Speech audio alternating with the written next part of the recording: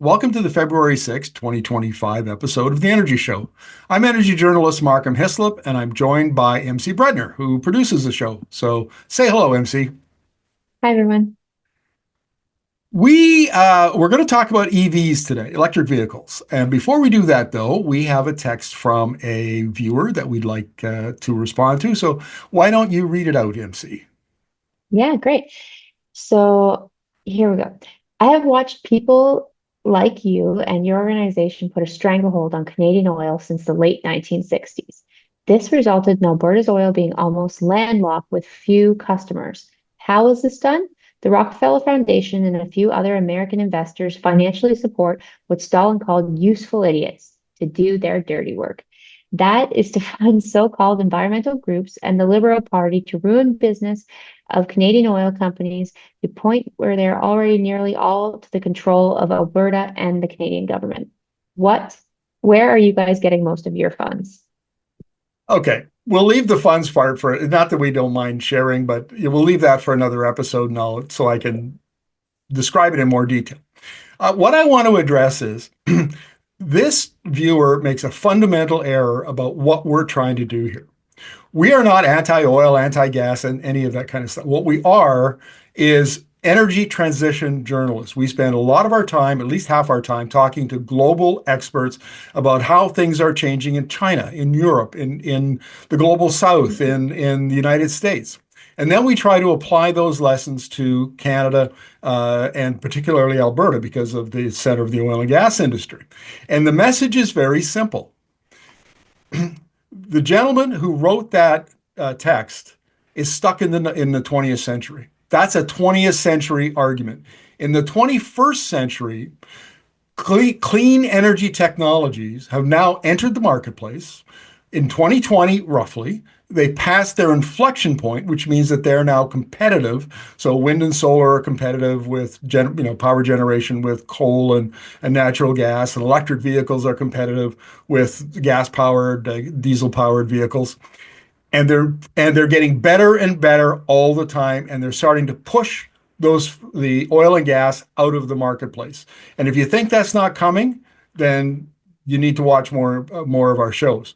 We'll explain it. So we're not anti-oil. What we are is arguing is that the displacement of your disruption of your industry is probably going to happen in 5 to 7 years.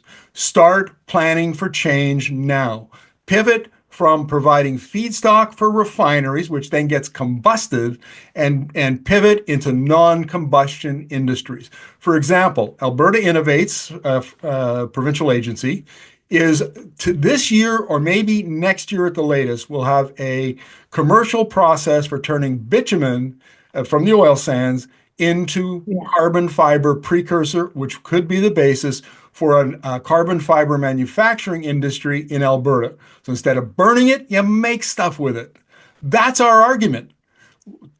Understand what's going on at the global level and that your life is about to change and adopt a new strategy in order to be successful and prosperous in this new energy system that's evolving at the global. That's what he doesn't get. He thinks his world is still stuck in the 20th century, and he doesn't realize that in 2025 things are vastly different. Okay, so now I've responded to his argument. MC, why don't, because we're starting to get emails and texts, and we'll have more of those. We'll have some of them on every show. Why don't you give our viewers the email and text where they can contact us? Yeah. So it's the energy show at gmail.com, energy with an I. And you can text us at 587-330-5757. And I was even lucky enough today, Markham, to get a call from one of our viewers. I had a great chat with him. He's really enjoying the show. And, he was looking forward to the chat about EVs today.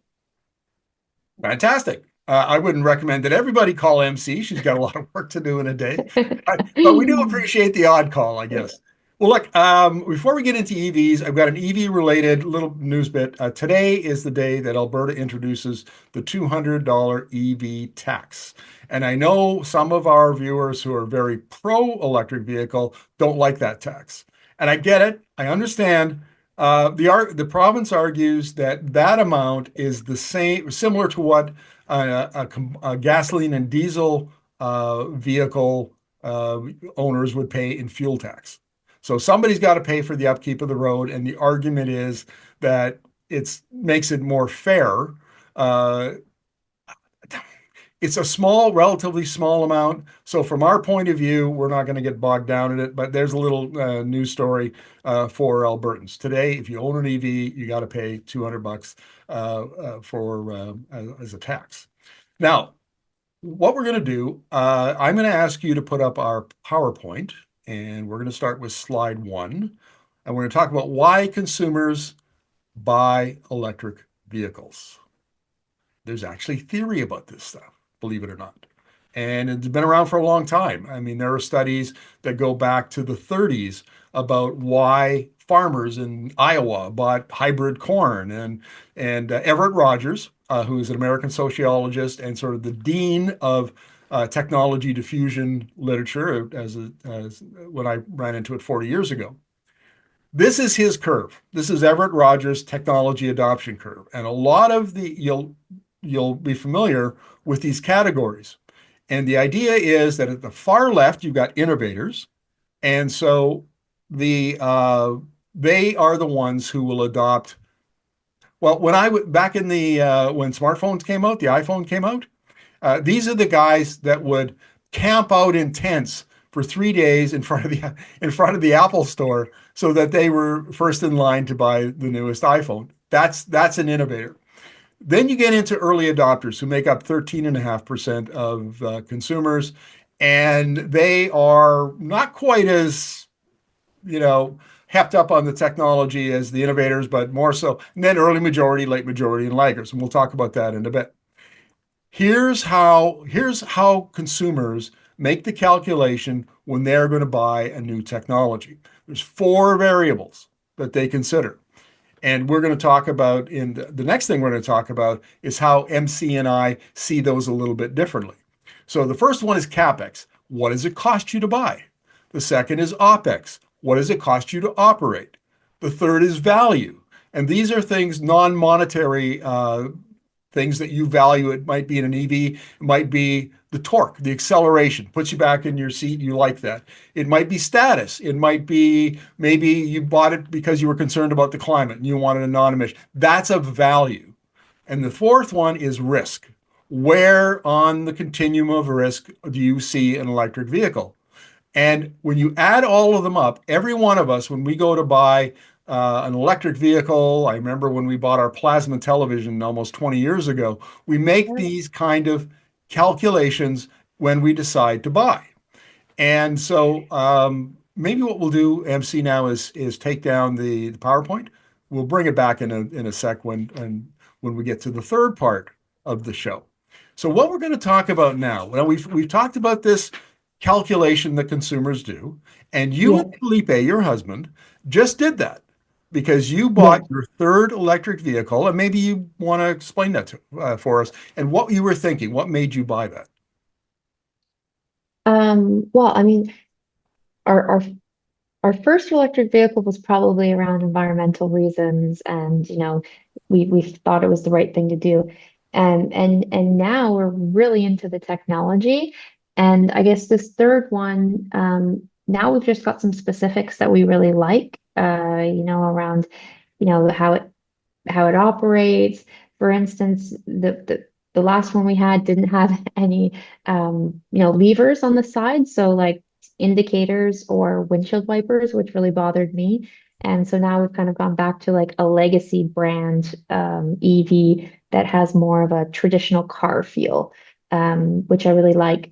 And also it's a little bit smaller our previous ones because I also like a smaller car to easier to park and whatnot. Well, let's talk about that. So, what was your first EV? It was a Nissan Leaf. Nissan Leaf. Then you went to a Tesla very briefly, and then you got Yeah. out of that. And what did you buy recently? Now I have a Ford Explorer. Okay, I actually would have thought the Explorer was a little bit bigger than the Tesla because yeah, I think you had a Y. Yeah, no, the back seat's a little bit smaller and it's a little bit shorter and a little bit not as wide. Okay, let's go through the four variables. Um, what did you think of the purchase price? Was it too high? Was it within your budget? You felt comfortable with it? So I would say the Tesla was the most expensive one we had, and in the end, I don't think the higher purchase price was like worth it. And now, like comparatively to the Ford, I'm like, wow, it's actually a much better value, and the price tag is about 10,000 less. Okay, so from your point of view, where you were and where you are now, your CapEx, you're more comfortable with this. So that's a big plus for the Ford as versus the Tesla. What about the operating costs?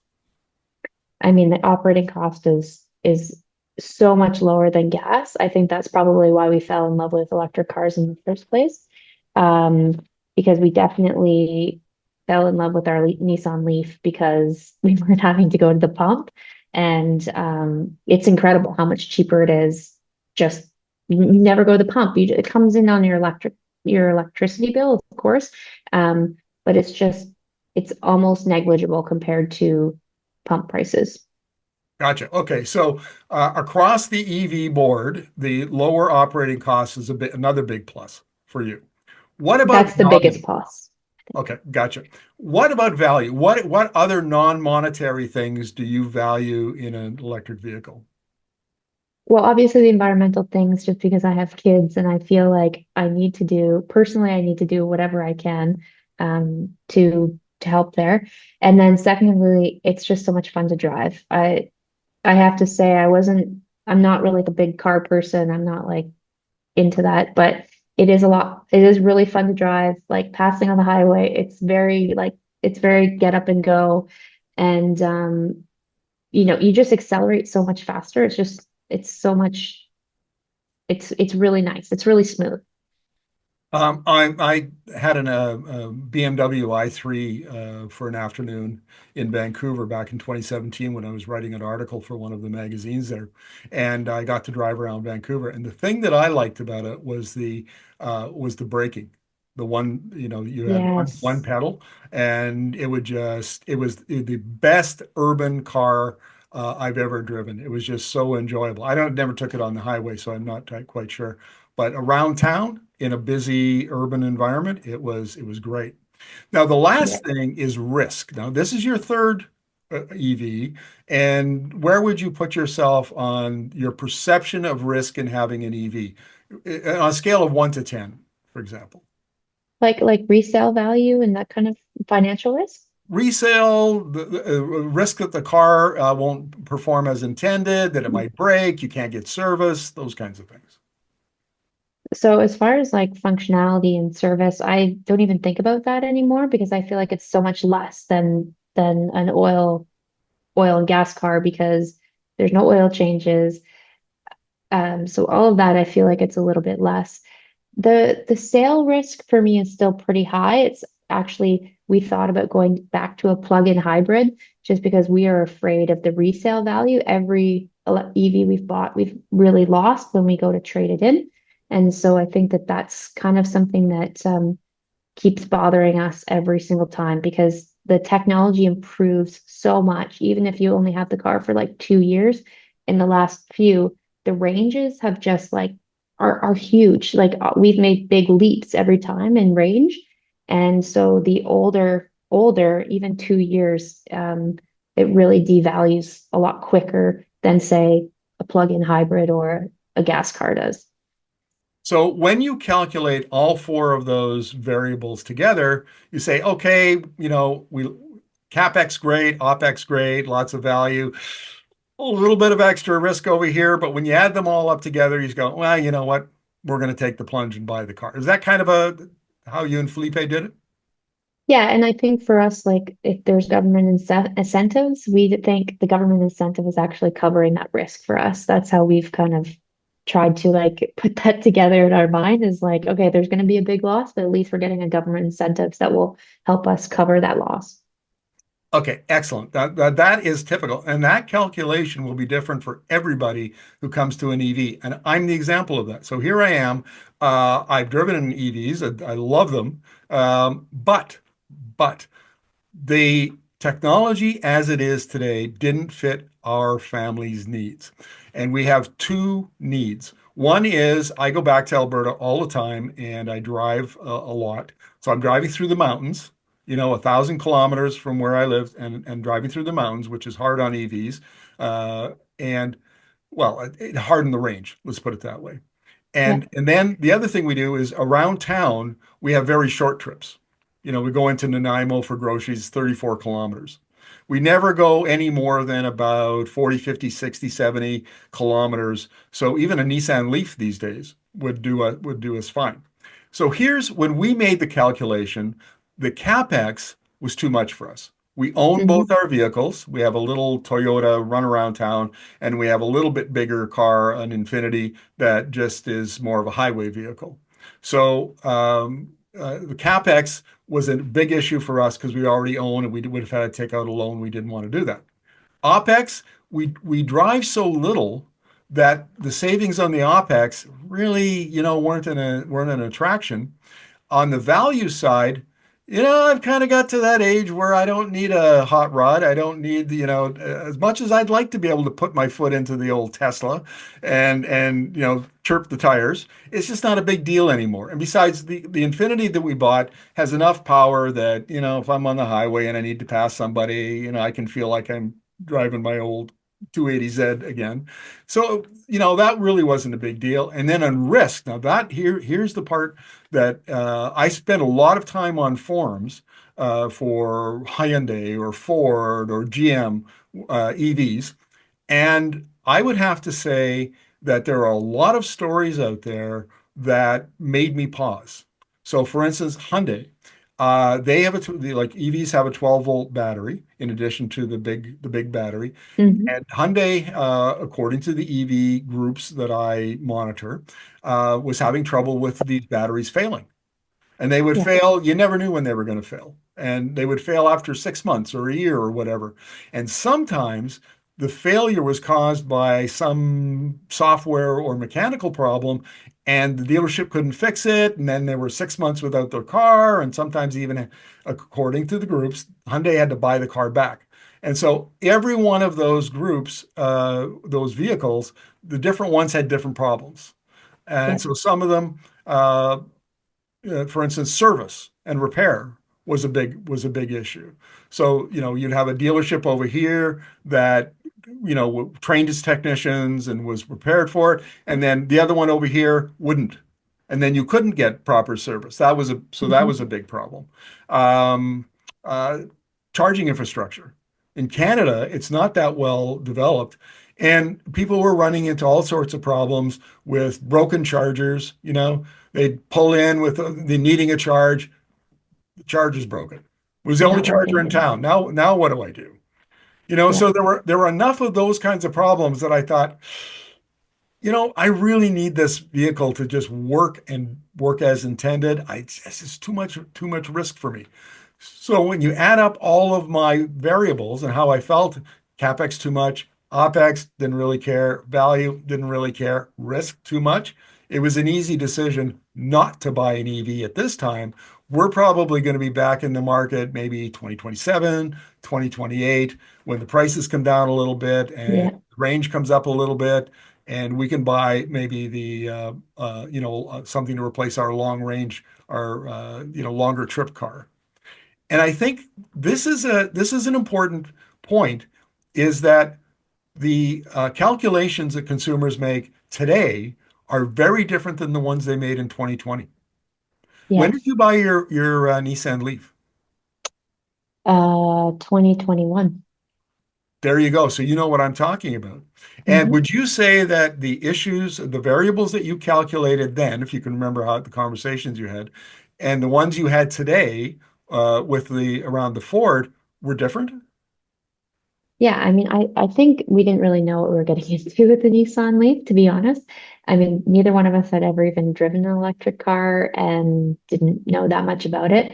Now we just have a lot more experience, and It would I buy a Leaf again? Absolutely. I loved that car. I think it was great. And actually, I liked it more than I liked my Tesla. But yeah, yeah, the conversations are a bit different just because we have different like software. Like for us, I think the software is a big deal. Like the software needs are just different.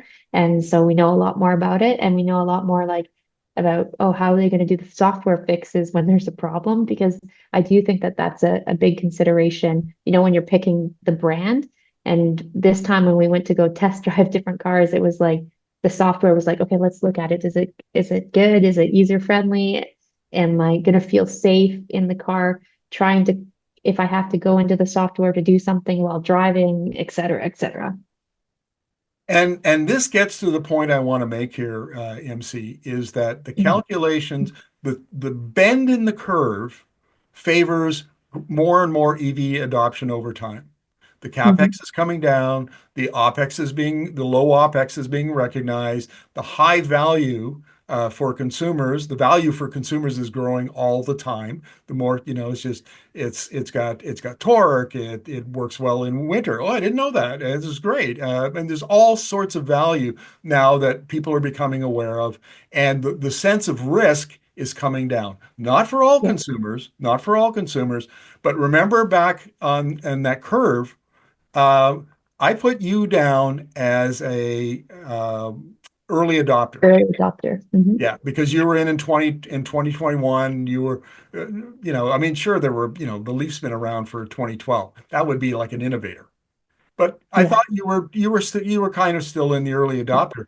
But my wife Joanne and I, we are not early adopters. We're much further up the curve. When sales are like 30, 40%. There's lots of consumers that have had opportunities. So we have a sense of, we can get information about it easily. And Hmm. we think that they fix some of the bugs, because there's always bugs in new technology, right? And Always. yeah, exactly. So a lot of those have been fixed. So our perception is we're not quite there, and that puts us more up into the early majority adopters. And there will be laggards. There will be people, the guys who got the trucks with the diesel engines and the rolling coal guys will never buy an EV. Or if they do buy them, it'll be 20 years from now because they'll be the last guys, the holdouts. Uh, Hmm. Everybody does their own calculation, but the curve of the calculation is now bending very clearly towards electric vehicles. And let's have a look at that PowerPoint again, because I've got a couple more slides that I want to go through. Just some data for you. Okay, this is the forecast from Bloomberg NEF, and their EV sales forecasts are very similar to the International Energy Agencies. Now, I don't know if you remember, MC, but in early 2024, the world freaked out about EVs. And what happens if you look at China, if you look at different markets, the first quarter is always bad. Like sales are down. And that happened again. But because now the world was actually paying attention in places like Europe and North America, everybody freaked out and they thought, oh, the bloom is off the rose and people don't like EVs anymore. Well, that changed in the second quarter because sales recovered. And where Bloomberg NEF and the IEA both forecast 16.7 million EVs sold last year, it came in at 17.2. It actually beat Wow. expectations. And nobody would have said that. If you had said that a year ago in the first quarter of 2024, people would have laughed at you. But Yeah. what that shows is there are the market is maturing for this technology and Hmm. and all of the advantages, like I can't say this enough, the the the calculation is now more and more and more favoring electric vehicles. Now look at the forecast for 2025. We're up to Wild. 22 million units that'll be sold globally. And of course, China is going to lead. They're looking at China having, I think, 65% of sales this year will be electric vehicles. And China is the largest car market in the world. Last year they sold about 25 million. So 65% of, roughly 20 of 25 million. And they're saying that, the forecasting is that by 2030, it's not going to be long and China will be 100% or very close to 100% electric. Yeah. So that's Norway is 100% electric. And so this is the way it goes. There are always leading markets, right? Where it go, where adoption is faster than there are in other markets. And we see in the United States, the election of Donald Trump is not good for electric vehicles. But you know what the automakers have been saying? The GMs and the Fords and so on. They said, it doesn't matter. We're all in. We may have put off, plans to expand production of the Lightning F-150 pickup truck or, whatever, but we're still in it. And we know that that's the future. We're just going to back off a little bit right now because we have to, keep our investors happy. The other part of this that is interesting is if you look at the countries that are represented here, China, Europe, North America, South Korea, Japan, that's essentially the global north. And that's where all of the electrification is happening in the short term. OPEC, whose modeling says that oil demand is going to increase from 103 million barrels a day to 120 million barrels a day by 2050, says that the rest of the world, the global south, the increase in gas-powered and diesel-powered cars will simply overwhelm the purchase of electric vehicles in the global north. And by 2050 the auto fleet, the global auto fleet will go from 1.6 billion today to 2.9 billion in 2050. 75% of those, according to OPEC, will be powered by petroleum, gasoline or diesel. The trends don't support that because OPEC's number of EVs in 2050 is just over 600,000. The IEA says that we'll reach that number by 2035.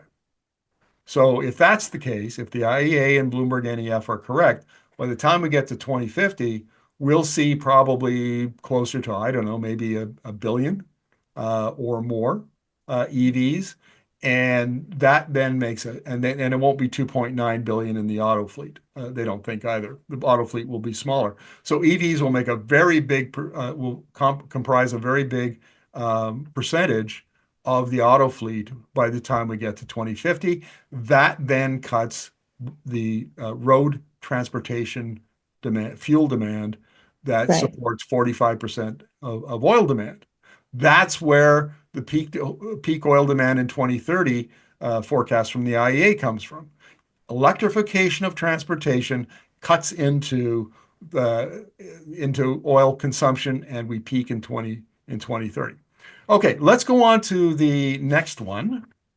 This is an interesting one. It's the percentage of vehicles sold every year that either have a combustion engine or they're electric.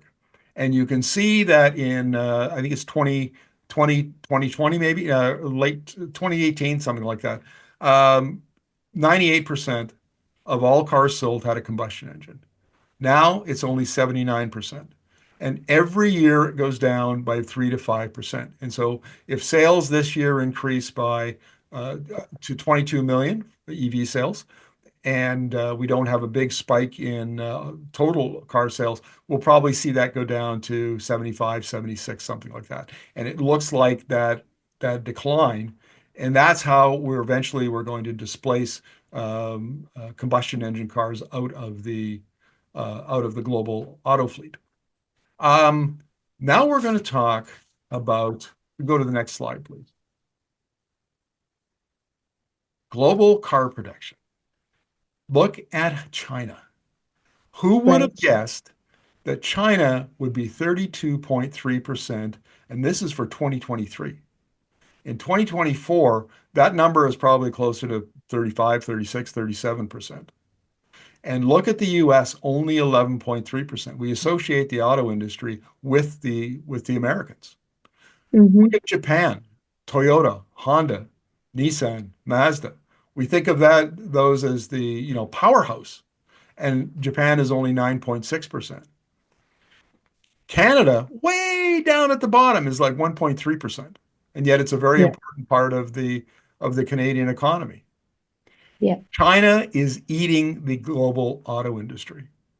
And Yeah. Chinese, the government and the automakers in China are going fully electric. This is a goal of both the industry and the government. Mhm. And their goal is to take those EVs, which are quite a bit cheaper than North American and European and Japanese and South Korean EVs, and invade the global South. Yeah. I've said it for a long time that Joe Biden made a mistake in putting up 100% tariffs on Chinese EVs, followed by Canada, I should point out, in September. Because what it did is it turned the attention of China to the global South. And now what do we see? We see last year exports to the global South from China doubled. Yeah. We're seeing them setting up. Now, you used to live in Brazil, and your father-in-law Yeah. is still there. Tell us about his experience. Well, anecdotally, the cost of EV vehicles, like these brands, like Cherry brand, which is, one that um, he talks about, is just the cost is getting pretty close to gas powered cars. And I know like these brands maybe aren't trusted as well, but they're everywhere. And also the dealerships popping up are, fancy and beautiful, and they've got all kinds of cars available for test drive, and they're really pushing it. And I think that you know, as that cost kind of fuel is just so expensive, and so the operating cost for the fuel cars is so expensive that the electrics, even though the capex is a little bit more, they catch up so quickly in the lifetime of the car that more people are turning to electric, which I mean just throws that whole OPEC modeling out the window, because I'm seeing it already just in my own family that people are really excited about EVs in Brazil. And the infrastructure for charging is going up pretty fast. And I mean, that's a one city in Brazil, and a very anecdotal story. I know that, but I think it's changing there. And I think they'll just skip on right on to electrics. Yeah, that's the bet because the OPEC has put all its money on that the global South will not electrify, will not electrify its transportation. The global North, it says yes, that they will. The global South will not, and that'll support increased petroleum demand. It doesn't look that way now. China is last year they had their plenum, their 5-year plenum. And so that's where they set economic policy. And Mm. what in been past plenums, what they've done is they've said, we're going to make manufacturing the basis of our geopolitical power. And so they have poured, untold amount uh, of support, financial support into things like shoe manufacture, textile manufacturing, all kinds of electronics this year, and they always pick three things. And this year they changed. The three things are now solar, batteries, and electric vehicles. And they are putting enormous sums of money. They have been doing this for a while, but now they're going to continue to do it to ramp up um, manufacturing capacity for batteries and electric vehicles. They're simply going to flood global markets with cheap, well-built EVs with long range and superior technology. And that's how literally their plan is to put the legacy automakers out of business. And already you can see it, at they control 1/3 of the global market, and they Yeah. want they want much more than that. And what we argue here, because technology change, which then disrupts industries and business models, is a big part of our theory of change. So if you look at the auto industry, what do you see? Well, you see Nissan is in big trouble.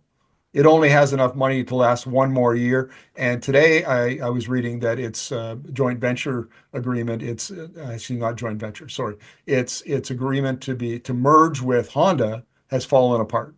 So it's not Oh, now all of a sudden Nissan looks like maybe it might fail. VW, which has jousted with Toyota for a while now, for the world's largest automaker, is in big trouble. They were talking about closing plants in Germany and laying yeah. off thousands of people. That's never happened in the history of the company where they closed plants. Who else is in trouble? There Well, are and VW has had so many software problems in their EVs. They've just really got a bad name. Stellantis is in trouble. They had to get rid of their Mm, CEO. They're having trouble making the transition to electric. I think we can confidently say, without fear of contradiction, that China and electric vehicles, electric transportation in general, has disrupted the global auto industry. yeah. And out of that, and we'll get into that in other episodes, what is upstream of the automaking industry? Oil. Hmm. And this is why we keep coming back to this for the sake of Alberta. You now have competition. Oil never had competition for 125 years. It has competition now. And the problem is that people in oil producing regions, they've been doing this for so long that, yeah, they just take it for granted. And it's like I've used the example of Blockbuster before, right? Hmm. Blockbuster saw Netflix coming, considered buying them, knew their technology inside and out, and came to the conclusion, oh, it's never going to work. There's never going to be the Yeah. infrastructure to support all that streaming into homes. They were wrong, and they went bankrupt a few years after they made that decision. Clayton H. Christensen, professor at Harvard Business School, says, and he's pioneered sorry, disruption research. He said, there is not a company on the planet that is too big to fail if there is a disruptive innovation that comes along and takes their customers away. Doesn't matter how profitable they are, doesn't matter how well managed they are, none of that matters. If they can't respond to the disruptive innovation, they can fail. Now, what we see here is that EVs are the disruptive innovation for the auto industry. That's really clear. And some will make it and some apparently will not. Nissan probably will not make it. VW, Hmm. who knows how that's going to play out? It might see a much smaller company. It might have to rationalize, but not all of them are going to make it. So that industry's been disrupted. Now, what we want to do is we're going to play a clip from an interview I did with Michael Dunne of Dunne Insights. And Michael spent most of his career in China. I think he was actually in Indonesia. He was GM's uh, manager for Indonesia or Malaysia, one of those two. And then he did a lot of work in China, and now that's where he does his consulting with the automotive industry. So this clip tells you very clearly how flat-footed the legacy automaker CEOs were. How did they not see it coming? So the most candid answer, because I lived it, I was there on the ground. So for years, China was threatening, we're going to go electric. We want to go electric. We have policies to force you to go electric. And for many years, those policies did not work. They didn't gain traction, and the Chinese consumer was underwhelmed by the offerings. So the global automakers and their Chinese partners are saying, you know what, EVs, no, they're probably never going to materialize here until, and this was a major moment, until Tesla arrived Q1 2020 and began to manufacture the Model 3 there. And suddenly the Chinese consumer's perception of electrics was utterly transformed from, hey, nah, we can tolerate it, we'll buy it because it's subsidized, to, wow, this is the new thing. It's technologically advanced. It's smart. It's great vehicle. I want one of those. And by the way, do Chinese automakers make some electrics too? Let's grab onto those, the Neos and the Xpungs and the Li Autos. So I'm not making any excuses for the global automakers. They were there. That's their job to stay on top of things. But there had been many false starts by the Chinese government to try to get this thing cranked and spending billions of dollars. There's fraud and corruption and all kinds of wheel spin. And then when it did happen, there was denial. Oh, this can't really, oh my God, it is happening. And here we are. Now, wasn't that interesting? And I've got 2 or 3 interviews like that in that vein from Michael. He's on the ground in China watching this. And even though, the legacy automakers are literally being booted out of the country. They used to Yeah. have they used to have 70, 80% of the market share not that long ago in China. Next year, Chinese automakers will have 90% of the market share in their domestic market. That's Wow. astonishing. And these guys Yeah. didn't see it coming. So Yeah. why would we be surprised that the oil industry doesn't see their competition coming? Yeah. I mean, it's not like ExxonMobil is that much bigger than GM or Ford. I mean, they're all big companies and they're all plugged in. They should know their business. They didn't see it coming, and now they're disrupted, and some of them are going to fail. Watch out, oil industry. This stuff is coming for you. And we'll sum up this way. What we're seeing the these new technologies, clean energy technologies, in this case, electric vehicles and batteries, are not only better and cheaper now, so that they're competitive with their gasoline and diesel counterparts. Innovation is still occurring. The changes that are coming in the battery industry over the next 5 years are going to knock your socks off. Zeekr, a Chinese manufacturer, is already selling a car with 1,000 kilometer range, and now they're looking at upgrading the battery to 1,500 kilometer range. Wow. Solid state batteries are right around the corner, maybe 2027. Um, the cost of batteries, $100 per kilowatt hour is the threshold for batteries to be low enough cost that a EV will be price parity with a combustion engine car. Hmm. Already, Chinese companies are well below 100. The Americans are a little Wow. bit above, maybe $10 or $15 above, and the Europeans are above that. But China is already. And so as costs continue to come down for in the battery industry for Chinese, they will just get better and better. Their costs are going to be, they'll probably, I mean, cars can only get so cheap, right? I mean, at some point, the companies will prioritize their own profit margins and return to investors uh, over expansion. But this is the direction they're going, and because these are software-defined vehicles, there's so much room left for innovation to make these cars better. Yeah. We ain't seen nothing yet, folks. By 2030, we'll look back on 2025 and say, "Oh my God, what primitive electric vehicles those were." Things have changed so much. Watch for auto companies and which ones survive and which ones don't. Expect that not too long in the distant future, we will start to see disruption in the oil industry. And so we'll leave it on that. Thank you very much. Any final word, MC?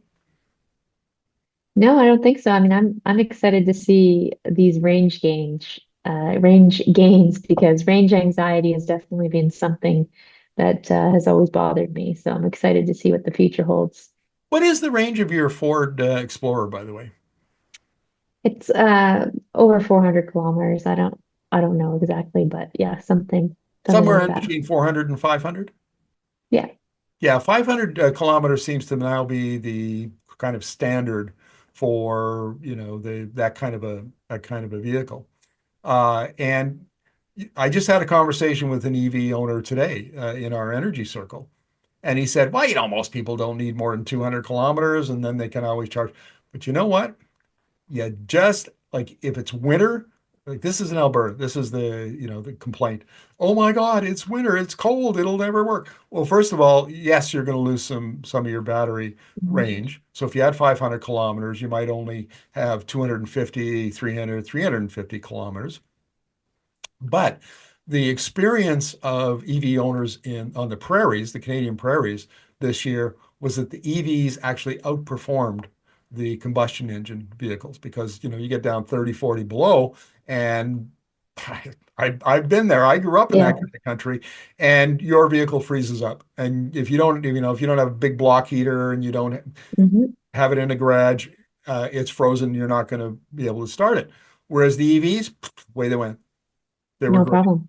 and they handled the snow just really well. So a lot of these kind of myths are going to be playing as they get debunked and we get more experience. That's going to play into again bending the arc of that curve on those four variables as consumers go up that adoption curve. Anyway, thank you very much. We'll see you tomorrow, and we'll see you later. Sounds good. Bye, everyone.